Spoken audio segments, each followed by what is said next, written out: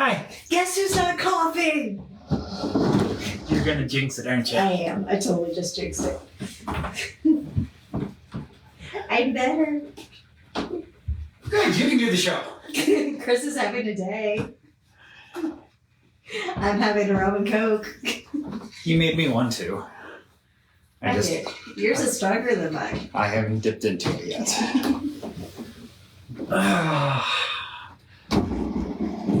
Hope everybody out there in the digital realm is doing well. We're going to talk about books, places tonight. Yeah. I think March hangover. There's March hangover going on. It was quite the month. Between Con, Irish Festival. Irish festivities and the GalaxyCon. We're here. So, yeah, somehow, some way we're here. And managed to put together a script. A very rough script. We apologize in advance. It's shorter than normal, so there's going to be some bantering here. A little bit. And, you have a unit as well. So we all know what you're really watching for anyways. This one right here. Yeah. Who thinks it's bath time now? And the boys, he'll probably be around. Yeah. I threw a toy and they both got very interested and very quiet, which makes me wonder. They've been in moods for days. Yep. But probably rubbing off on them or something. Something. Moods. But, yeah. Oh. And I got my garden in, at least the seeds in. Just in time for us to get a freeze warning tonight. Yeah, which is why I have not bought plants yet. I just shoved everything back into the greenhouse today. Blueberry bush and avocado tree and the few plants that survived the winter, I threw them all back in the greenhouse today because of the frost and freeze warning tomorrow night. And hey Patrick, it was very good to see you at GalaxyCon. Loved your cosplay. Good to see you there. Yes. And hi Beverly.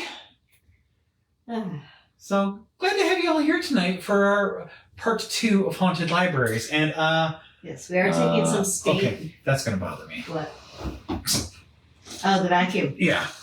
The vacuum. You know, it's one thing to have props and whatnot, like the skeletons. That you see in the back. We don't need to. We don't need this chilling out in the background. But we don't need to prove that we've actually been trying to make our house habitable again. Yeah, trying keyword. Hey, Lulu. Nope, we're gonna go check out the front window. Okay. So that's better.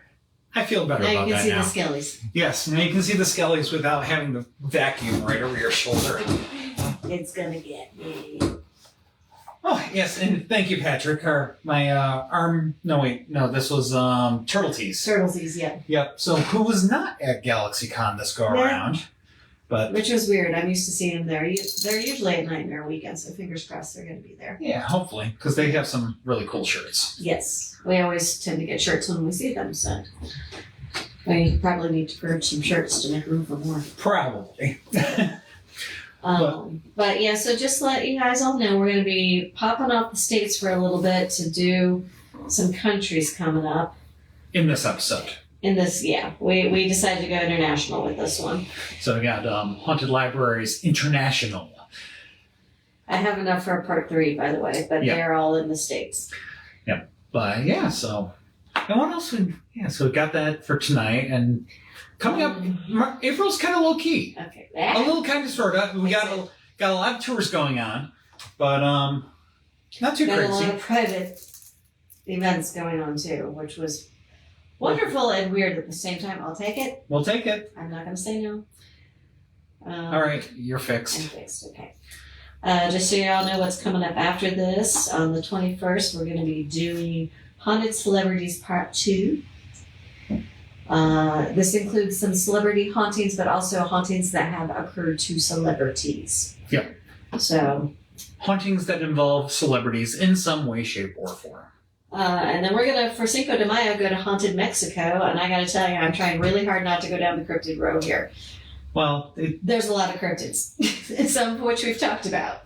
Mexico wants to go toe-to-toe with West Virginia for cryptids. Yes, they do. So I'm trying not to make it an entire cryptid script. we'll see how that turns out. Trying. Keyword.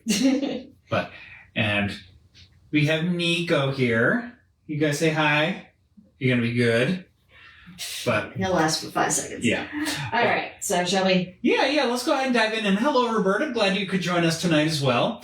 But yeah, so more spooky stories from between the stacks. So it has now been 41 years since the opening sequence of the original Ghostbusters movie, when an apparition in the basement of the New York City Public Library gave audiences a scare and a laugh at the expense of our ghost hunting heroes. While that scene is etched into our minds, it does serve as an entertaining dramatization.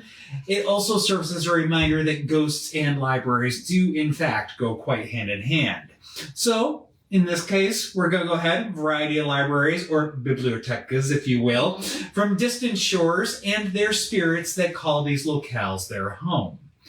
Do you want to dive in first? So we're going to talk about the Lit and Phil in Newcastle upon Tyne in the UK. At the heart of Newcastle upon Tyne in the east of the UK, at the bottom of Westgate Road, you'll spot a gorgeous 19th century building that is the home of the Literature and Philosophical Society, or as it's better known today, the Lit and Phil.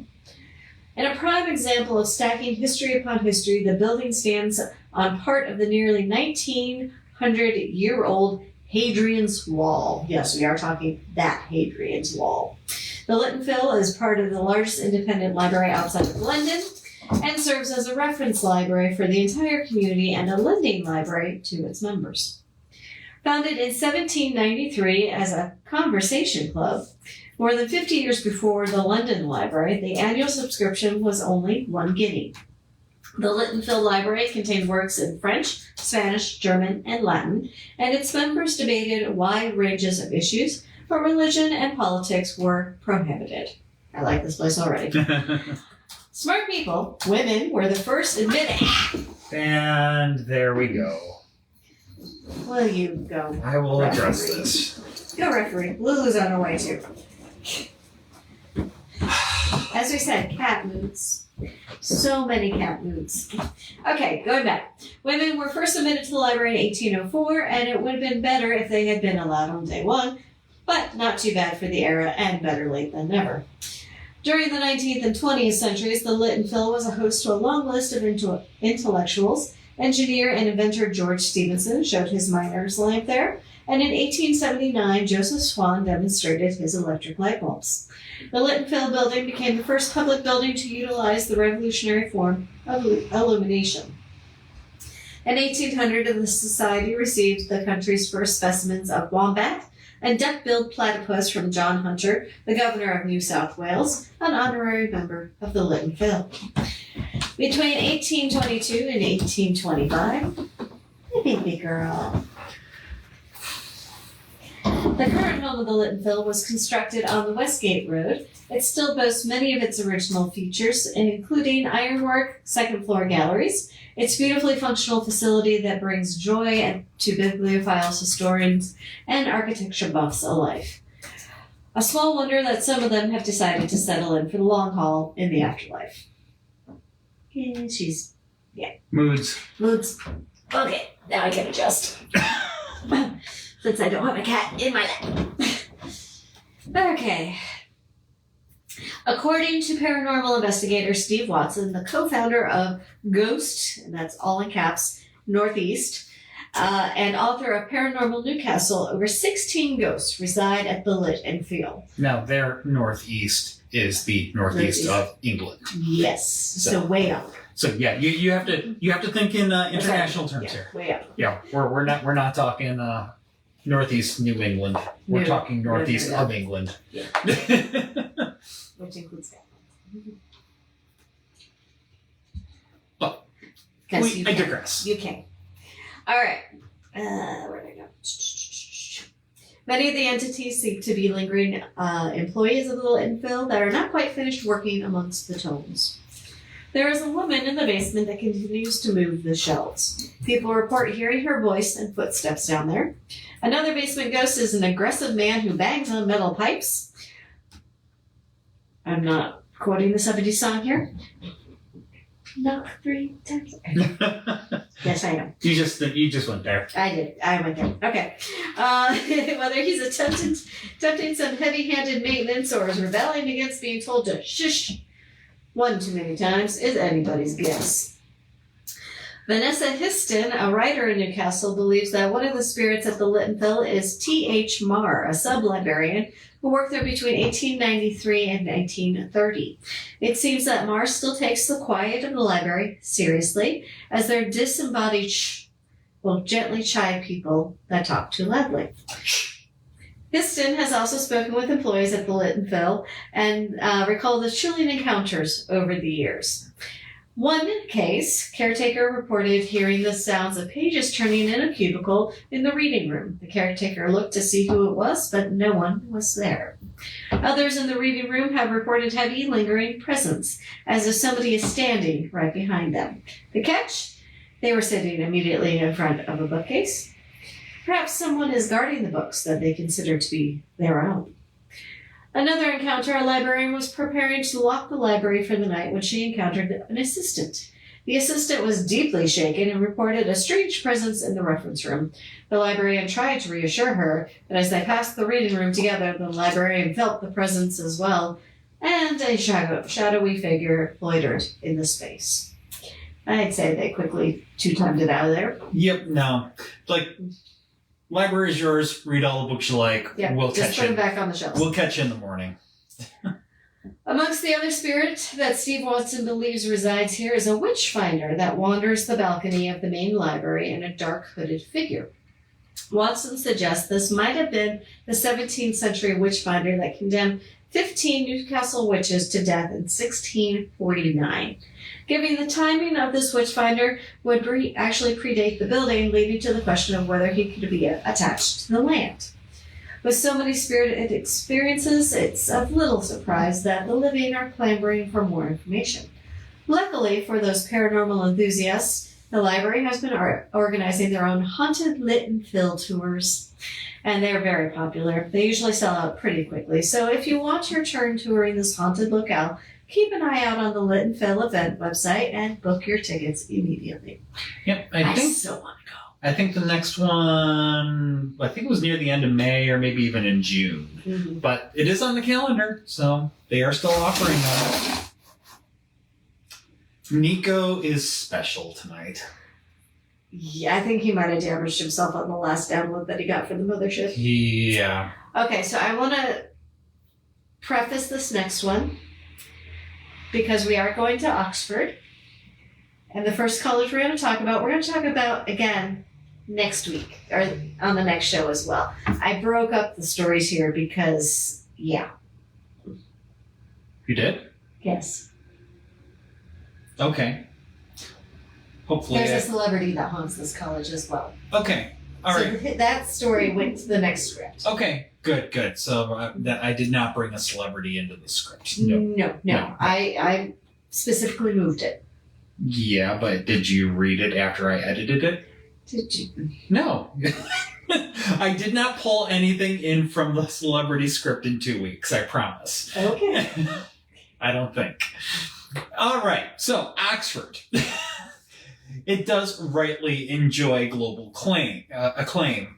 It has a history dating back over 900 years, and this, coupled with its impressive... Okay. Oh, they something with hand gestures. Apparently... Okay, we're back. Apparently I can't talk with my hands. Facebook is getting weird. This is getting annoying. We'll talk about the technicalities later. In any case, so, one of the world's most respected educational institutions. Now, the university is divided into 39 constituent colleges, and one of the oldest amongst them is Merton College. Located appropriately enough on Merton Street, a quiet, picturesque street in the heart of Oxford, Merton College is just a short walk from the city's main attractions like the Radcliffe Camera and the Bodleian Library, which we'll be coming back to that in just a moment. Mm-hmm. Now, for over 750 years, Merton has been on the forefront of education in the arts and sciences. It is not only rich in academic history, but also steeped in ghostly legends. The college, with its medieval architecture and ancient traditions, has long been rumored to be haunted by a number of spirits, each with its own story. One of the most famous spirits said to haunt Merton College is that of Colonel Francis Windibank, a royalist soldier who was executed during the English Civil War. According to the legend, Windibank was a young officer in the service of King Charles I. Windibank was a royalist, and in April of 1645 he held a ball at Bletchington Park with his new wife. Cromwell's forces attacked during the ball, and Windibank surrendered, most likely to protect his friends. That said, King Charles was very displeased that he surrendered Bletchington Park so readily, and Colonel Windibank was subsequently court-martialed for the transgression and perceived lack of loyalty. The court found him guilty in 3 hours and sentenced him to execution by firing squad. You don't take off the king even when... Well, just beware. Yeah. So, in the aftermath of his death, it seems that Colonel Windibank's spirit settled in at the library at Merton College. The site of his execution was against a length of the town wall that adjoins Merton College. So while he may not have strong ties with the college, it seems that the proximity was enough for his spirit.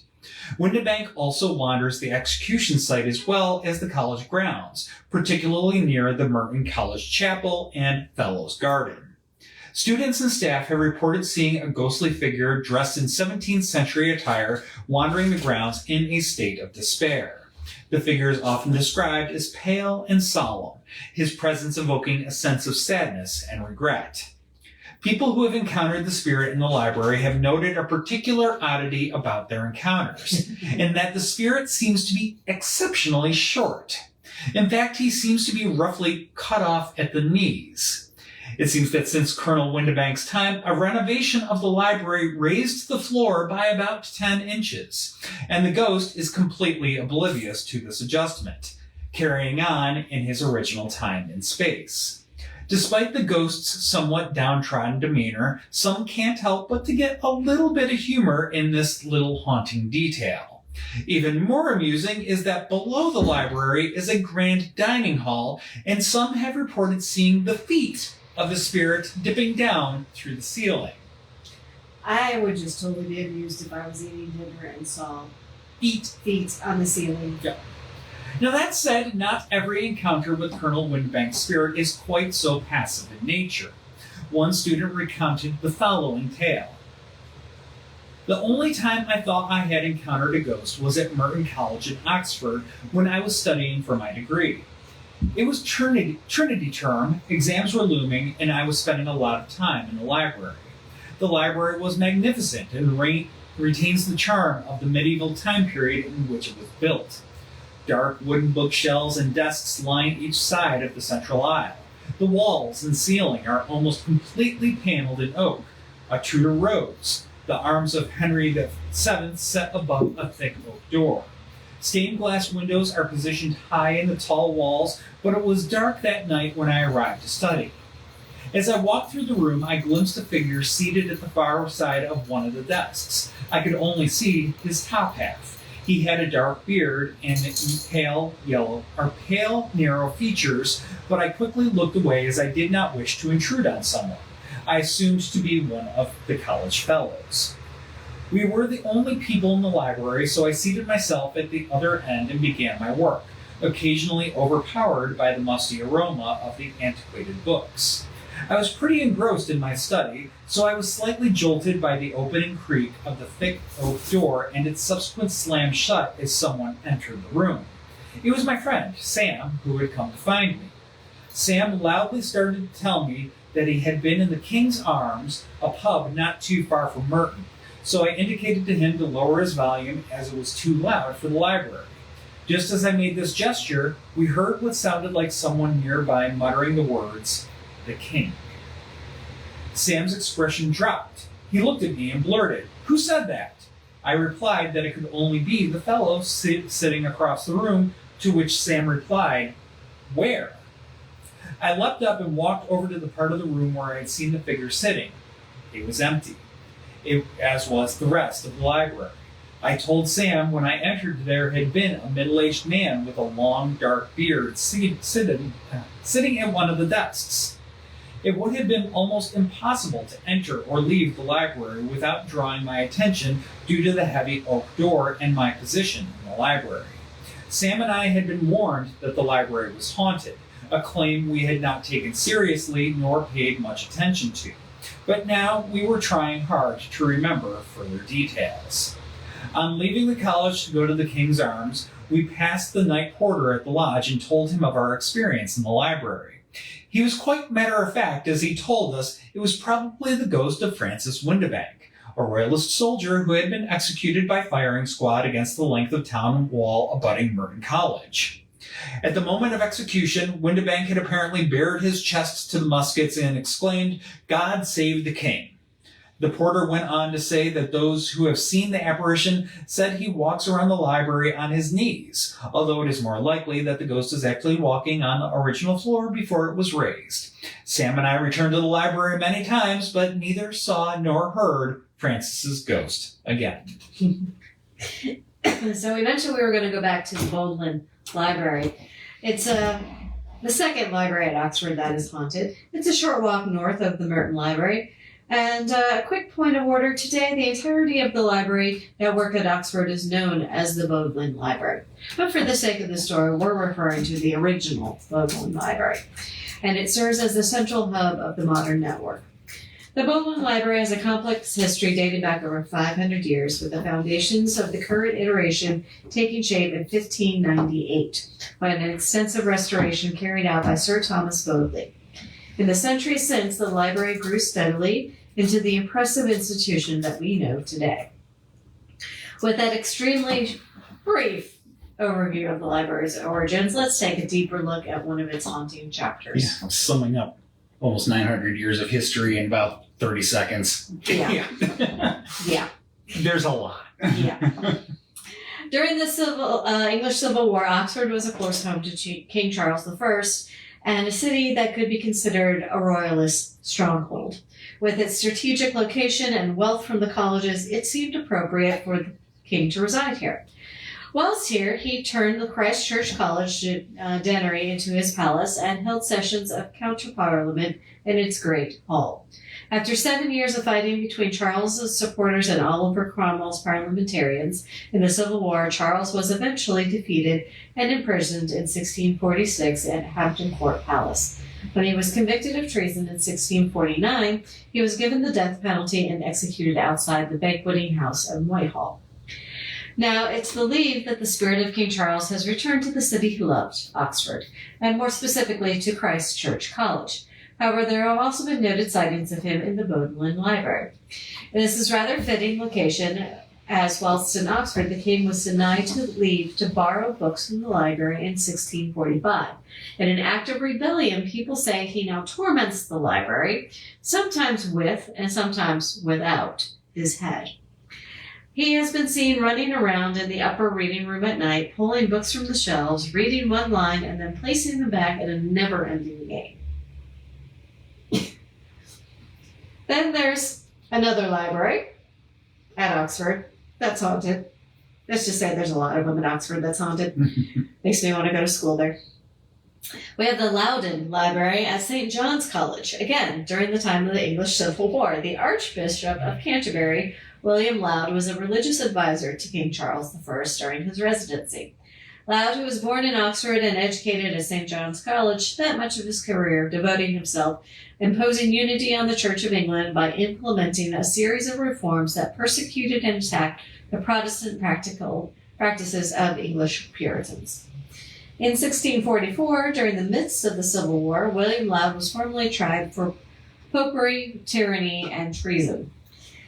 Those charging him fought the case that Laud had been one of the key figures who was causing conflict between the monarchy and the Parliament, which eventually led to the English Civil War. The Long Parliament impeached William Laud on January 10th of 1645, and Laud was taken to the Tower of London, where he was beheaded. Laud was later taken back to his home city of Oxford and buried under the altar at the chapel of St. John's College. The Archbishop liked spending much of his afterlife in the college library. Over the years, the students have reported seeing him remove his head before rolling it at people and kicking it around the floor like it's a football, all while carrying a lit candle. I really wonder if he was the inspiration for Nearly Headless Nick and the Headless Crew. Wouldn't surprise me. Yeah. Anyway, the Archbishop... that said, Emma French notes that this myth actually comes from the guidebooks, but not from living memory. However, there have been several occasions, some recent, where readers have said that they heard disembodied footsteps advancing and retreating along the floor of the long reading room, which was built by Laud in the 17th century and is known as the Laudian Library. These sounds have never been explained away by mundane causes such as problems with the heating. And a deputy librarian states, "We do know that Laud cared passionately about his library, so we like to think he has a friendly presence here." I don't know, kicking your head around the library sounds like fun too. I'm just saying, you're dead, why not have some fun? Yeah, I mean, fair point. Fair point. And if you can take it off and put it back on again, why not? Yep. I'm not going to diss that. So, any comments that... Alex and Tiffany have checked in for tonight. Yay, I saw Marsha was watching at one point. Oh, was she? Fantastic. She just didn't comment. But, Patrick noted that the English have a very fascinating and complicated history. Just a smidge. I mean, they've had quite a few centuries to really kind of muck around, so... and muck around they have. Oh, yes, and just about in every corner of the globe. So, yeah, they've done their thing. Yes, they have. So, but, the Nearly Headless Nick reference. I got points for that one. Yeah, you beat Patrick to it. Patrick, we're on the same line. All right, so after 3 haunted libraries in Oxford alone, we're not leaving the UK yet. We're not leaving the UK. We are going to move on from Oxford, however, and we are going to head to Raglan Castle and Monmouthshire, Wales. So it's been a little while since we talked about Wales. Yes. Welsh. Granted, we did dedicate a whole episode to them, which was a pretty fascinating one. And there's still more. Oh, yes. But, I mean, they got history. They got history. But yes. Digressing. Raglan Castle commands attention from its perch in the Welsh countryside, its weathered sandstone walls telling tales of military might and Tudor luxury. Between 1435 and 1525, Raglan transformed from a mighty stronghold into an elegant Tudor mansion. At its heart stands the Great Tower of Gwent, a unique hexagonal keep that showcases both military innovation and aristocratic ambition. It is one of the last true castles built in Wales. It was built on the site of a Norman motte and bailey castle by Sir William ap Thomas. Thomas's son, William Herbert, elevated Raglan to new heights of sophistication, creating one of Wales's finest medieval residences. Elaborate fountains danced in the courtyard, while formal gardens and state apartments rivaled the grandest European palaces. Although just a ruin today, the castle remains a fun location for visitors to explore. However, the castle remains home to yet another ghostly resident from the English Civil War. They really kind of... They did a number on people that like to haunt libraries during the English Civil War, just saying. Yeah, it's like a theme. If you're a ghost from the Civil War, you need to go haunt a library. Yeah, so anyways, but over the years, some visitors have been startled by fleeting glimpses of what they describe as a bardic figure, dressed in 17th century clothing, beckoning to them from the vicinity of the wing over which the library was once situated. He is thought to be the spirit of the castle's librarian who hid the valuable books and manuscripts in a secret tunnel beneath the castle as the siege of Raglan Castle raged above in the waning days of the English Civil War. The librarian's actions proved well-founded, for one of the first acts perpetrated by the besieging army was the destruction of Raglan's magnificent and priceless library. The fate of the librarian is unknown, but his guardian spirit still watches over his hidden cache of literary treasures. Bookish entities aside, there is no denying that Raglan Castle possesses a mysterious aura, and no one who treads its gloomy passageways and dark, twisting stairwells can deny that a certain spine-tingling strangeness hangs over the entire ruin. So I saw Alex asked about favorite library. Mine's going to be a toss-up between Biltmore Castle's library. Oh, God. Amazing. Yeah. I have a particular fondness locally for Agecroft. Agecroft has a gorgeous library too. So you do not have to go far to find a magnificent library. And I say magnificent, it's not big. No, but I just want to like lounge myself up there with the books and just. It is just gorgeous. Yeah. The wood paneling, the nice, just very Little cozy. notes. So, yes. So difficult to name a favorite library. I would say that's right up there. I love the space, and you don't have to go that far to actually see it. But, yeah. Yeah, those are both. For some reason, I'm drawn to old manor house libraries. Well, And mansions. I mean, how can you not be? I mean, Yeah. they are something to behold. So also the older library, I've been to Trinity College and seen the book Kells. That library is gorgeous, but I would not want to constantly stay there. Mm-hmm. But the library they used to film in Harry Potter is one of the university libraries. I'd have to look at which one, but that one always made me feel like I wanted to go stay there. And then I gotta say, I also have particularly fond memories growing up, back up in New York. There was hopefully it's still there, library not that far from where I grew up. Actually, it's right across the street from my elementary school, Patty Hill Library. And it's in an old church. And oh gosh, I'm talking about it. I want to make sure that it's actually still there now that I'm talking about it. But whoa, that was not what I wanted. Well, I'm starting to digress. But yes, I have particularly fond memories of that library up there. And for some reason, I am. Oh wait, okay.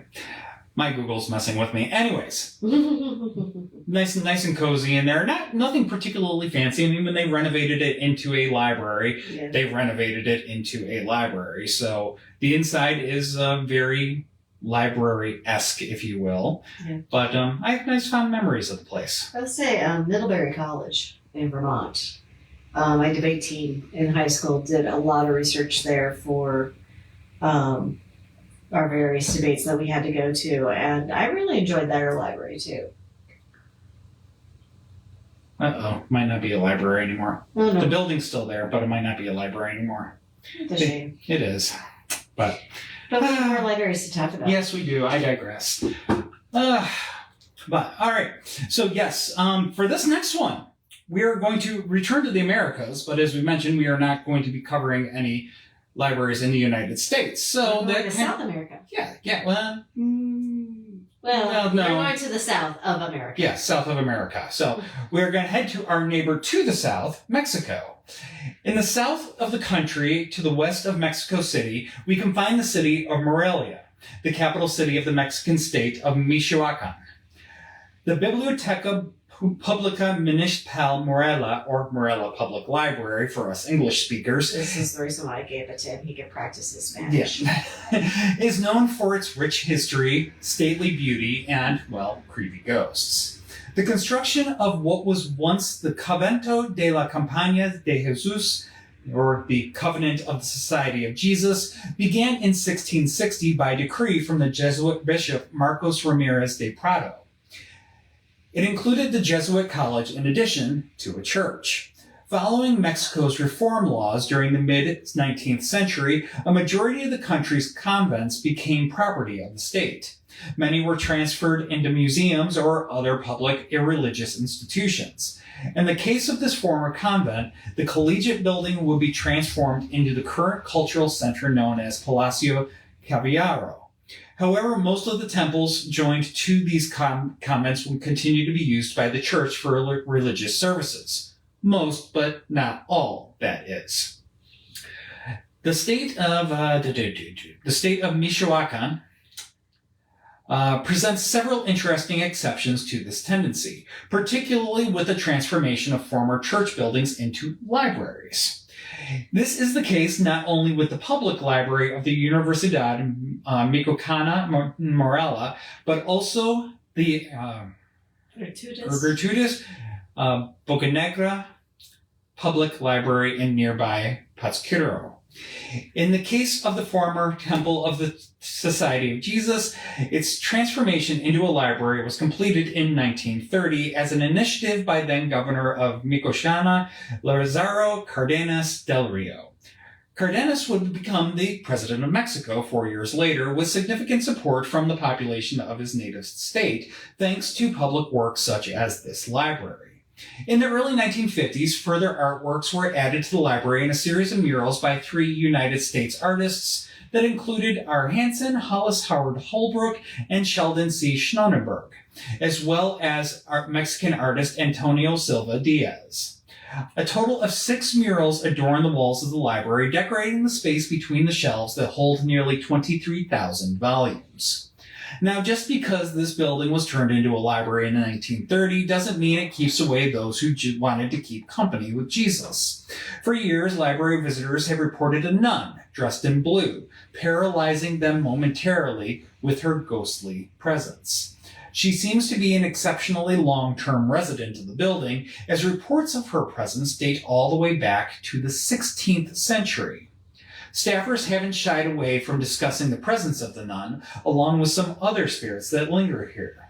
In a 2010 interview with the BBC, a library staffer noted that ghosts have long been a part of the library's atmosphere.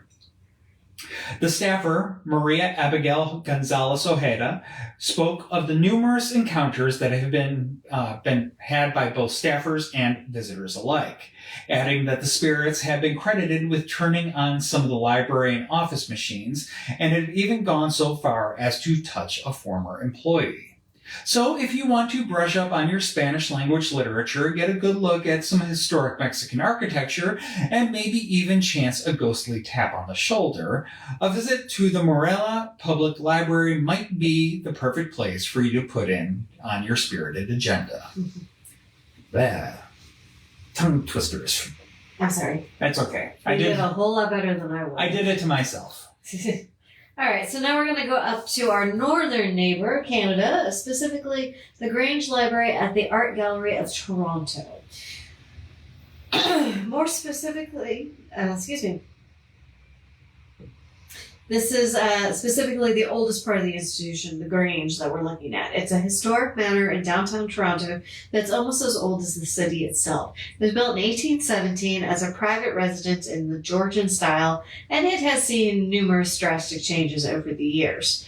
The last owner of the mansion, Harriet Bouton Smith, left her mansion to the Art Museum of Toronto upon her death in 1909. After some planning, the museum started to work on converting the home into the art galleries in 1916. The museum quickly outgrew the confines of the old home, and it was eclipsed and largely left out of the public eye for decades.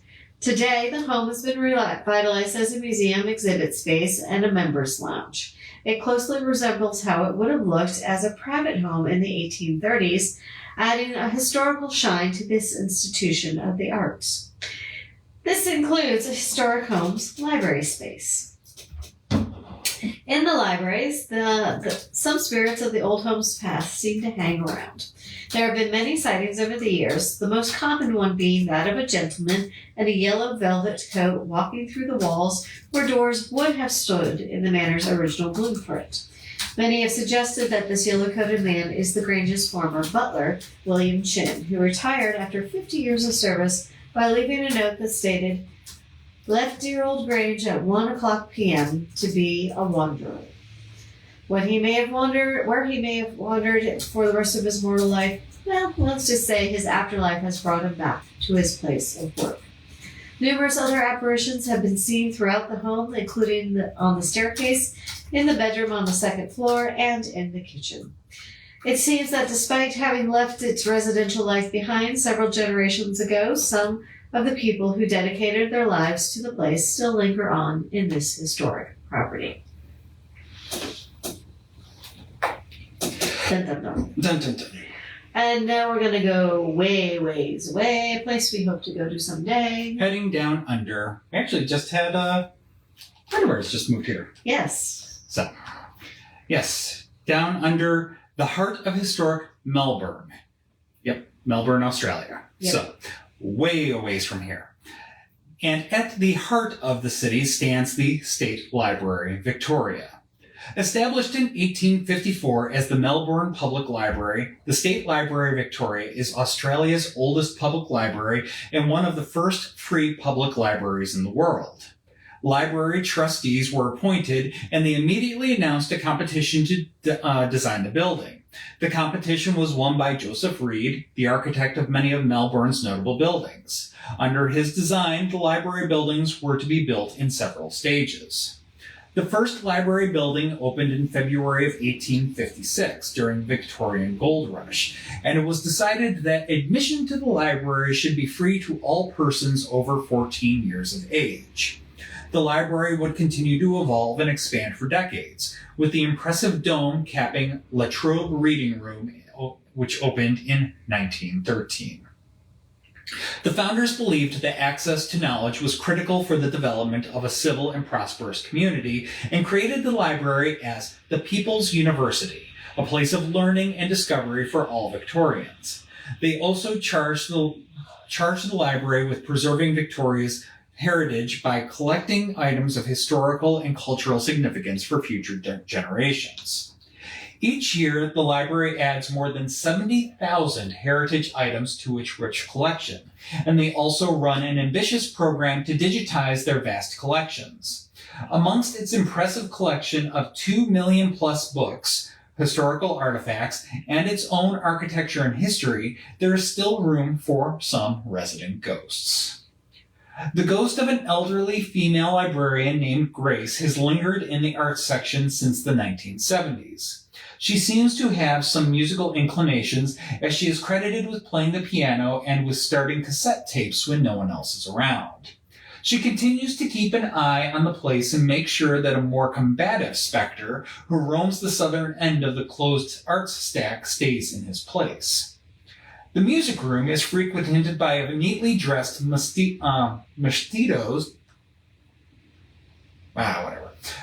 dressed ghost. Yeah, this guy, who is known to leave music books out of place after he's finished perusing them. Kind of rude, but yeah, I guess. I mean, we've got some library ghosts that do that. Yeah, but I mean, I guess somebody's making use of the books. Yes. Yay. So anyways, he supposedly protects the music stacks. Very protective ghosts in this library. One ghost in particular is a librarian who likes to hang out in the children's books. Maybe she holds fond memories of reading to the children. Another ghost is an unknown gentleman who likes to roam the library halls. Poltergeist phenomena have been reported in the newspaper room, and glowing balls of light appear on the stairs. Security guards witness many of these antics after the library is closed. The ghost stories of the State Library are so numerous that they even offer tours from time to time in partnership with the Australian Paranormal Society. They have also been featured on countless haunted blogs and on Australian television. So if you get the chance to make a visit, make sure to let us know if you have a run-in with any of the library's resident spirits. Ooh. Pardon. Apparently the caffeine is not kicking in. Oh dear. Okay. A lot of books, history, and artifacts. Does Indiana Jones supply their inventory? We're not going to say. Yeah, I have no knowledge. I was kind of surprised, like adding 70,000 items a year. That's a lot. They've got a big storage Well, yeah, they do, facility. but that's a lot. Yes, but I mean, I love the fact that they are charged with protecting the heritage of the area. Well, yeah. I think good. that's phenomenal. That's a good thing. Yeah. I'm no argument But that there. is a lot of artifacts that I do in a year, and the fact that they are so dedicated to digitizing stuff. Yep. So this next one is kind of interesting. Yeah, we're going to jump continents now, and we're going to go over to South Africa, to the Africana Library in Kimberley, Northern Cape. Yeah, we've only ever briefly touched on, well, heck, the African continent briefly a few times here or there. So making a haunted visit to the country of South Africa, that's, let's dive in. Yeah. So sticking to the Southern Hemisphere, we head to a country that we have only briefly touched on.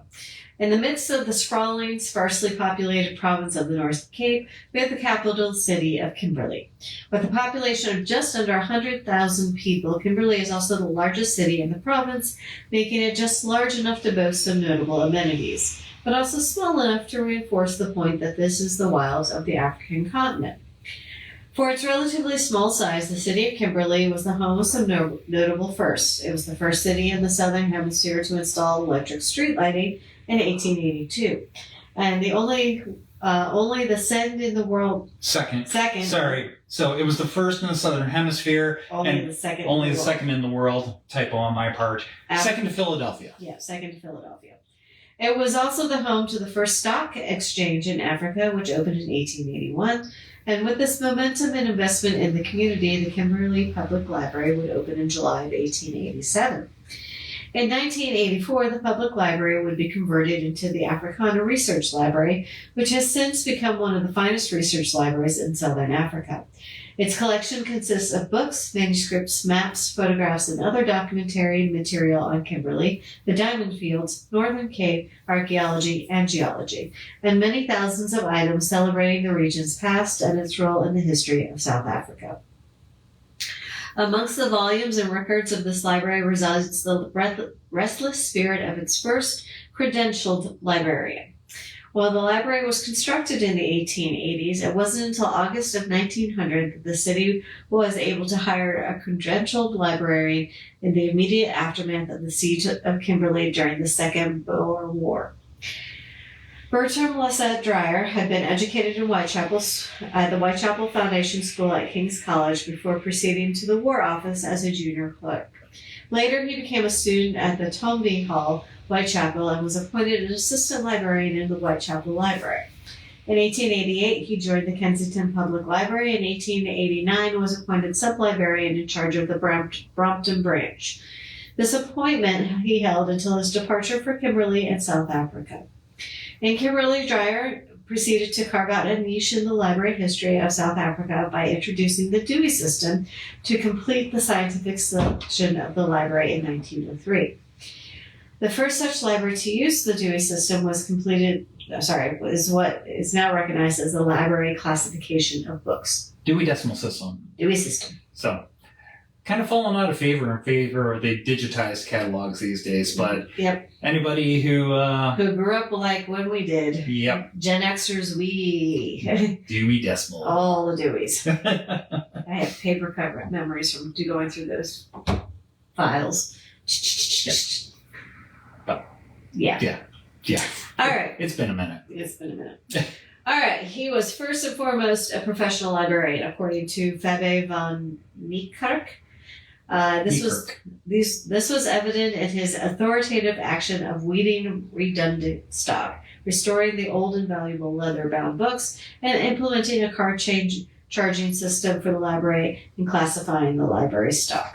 He was also extremely busy with encouraging interlibrary cooperation and organizing library conferences. He was the organizer and secretary to the first South African Conference for Librarians, held in Johannesburg in 1904. He earned the respect and acclaim of all of his colleagues across South African library community for his efforts. Still, not all was quite as it seemed. Dyer managed to get himself into a significant bit of trouble. While he was qualified in every professional sense, at some point he began to engage in a type of fraud. He would place orders for books, but inflate the price listed presented to the city for payment and pocketed the extra cash. Eventually, his scheme was discovered, and he was so ashamed that he decided to commit suicide. He took cyanide, and from this point there is some debate about exactly what transpired. Some say he died in his office at the library, others say it was at home.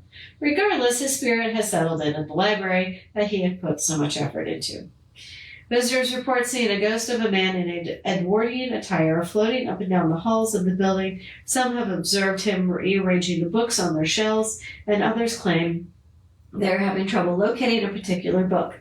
Dwyer will help them out by knocking it off the shelf.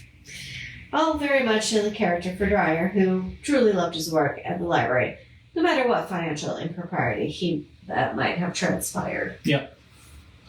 Excuse me. Shame that he got caught up and went down that path, but truly did help to get the library, set a solid foundation for the library that still kind of carries through till today. So it's noted as one of the major landmarks. Yep.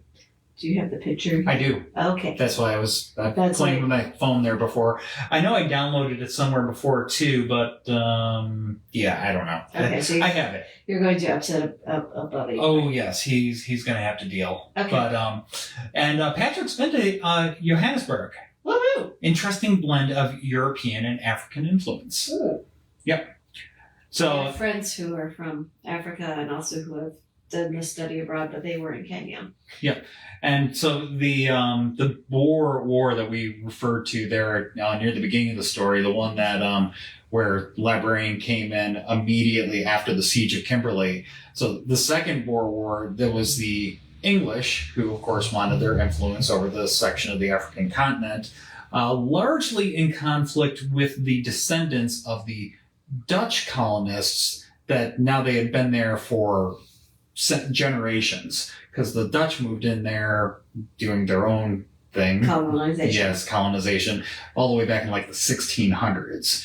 And then they kind of got pushed out, but the colonists stayed behind and wound up becoming part of their community and making their own kind of unique culture down there. So, yeah, very kind of complex chapter of the country and continent's history down there. But we do have one more story for you. We're going to return back to England. Yes, and Patrick, very succinct. Think about the history, good and bad in everyone. Yep. Yes. Yep. Very true.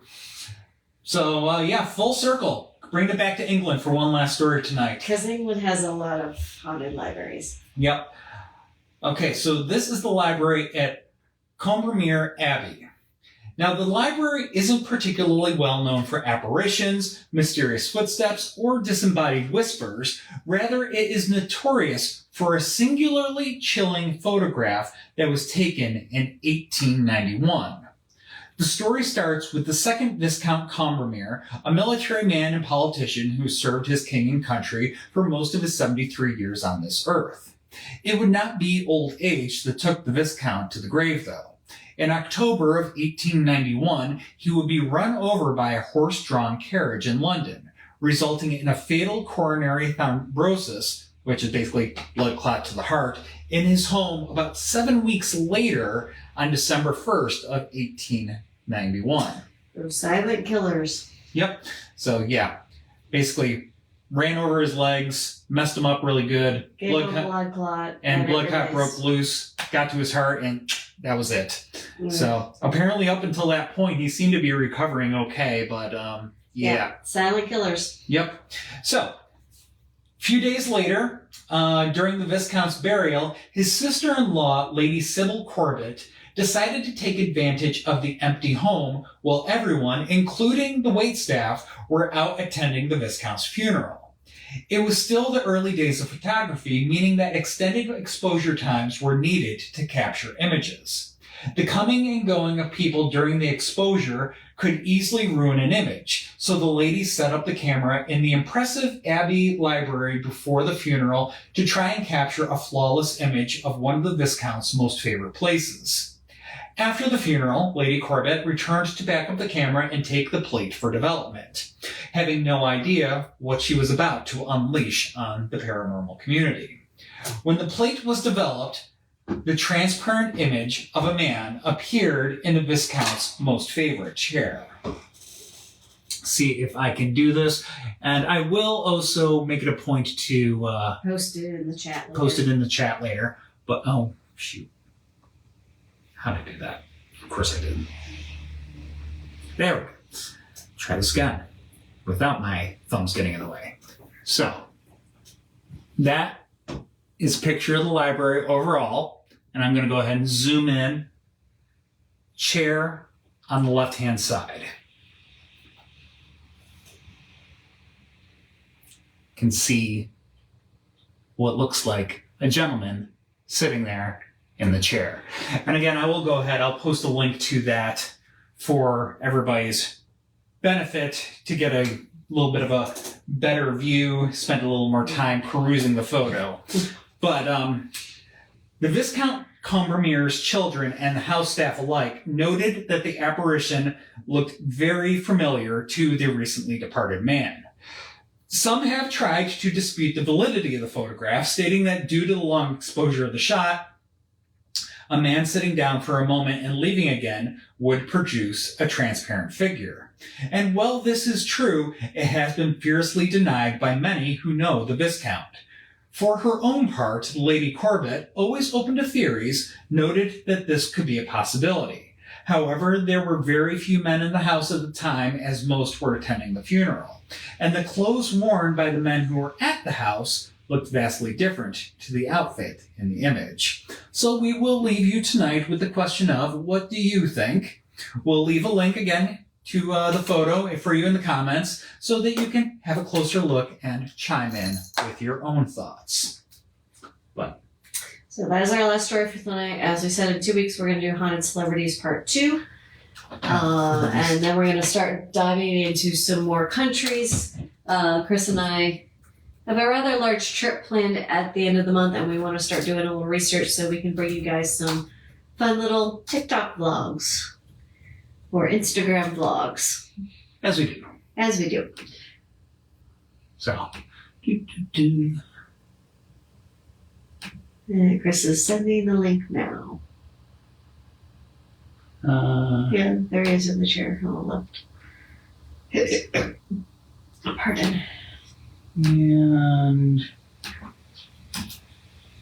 voila. So, see if that actually works. Hoping, maybe. Guess we'll see. Crossing, please. Facebook's been funky. Yeah, they're having a moment. Any questions? Sensei? Patrick thinks that the guy looks like Slender Man a little bit. Yeah, that's a fair assessment.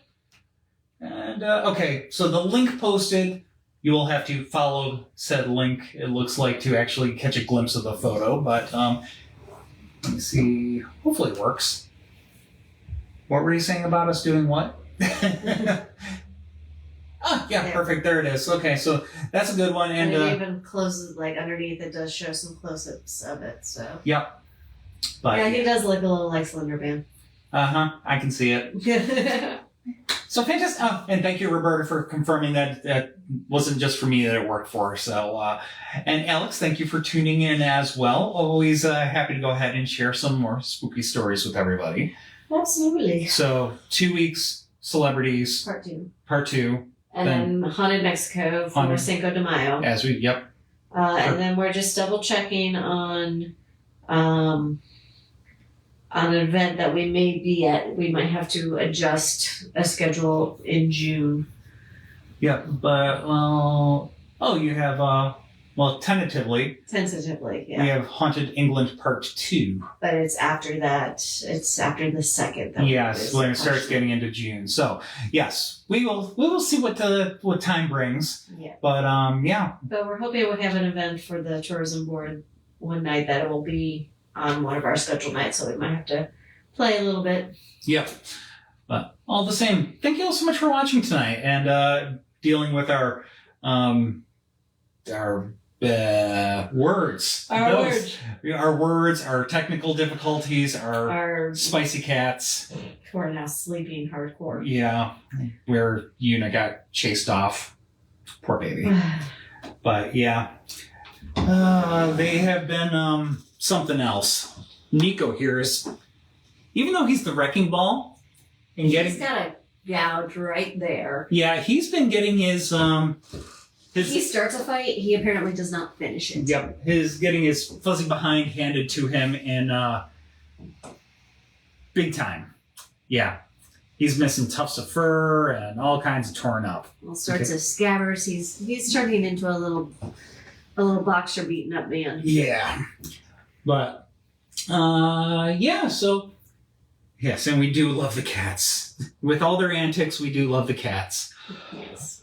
So, all right. Well, and in the meantime, that was our lineup for what we got coming up for our next shows. But as always, tours are always going on. So, matter of fact, tomorrow night, Lee is going to be doing Shades Inspectors. Shades Inspectors of Court End at 7:30. I think it's 7:30. Yeah. So we got that.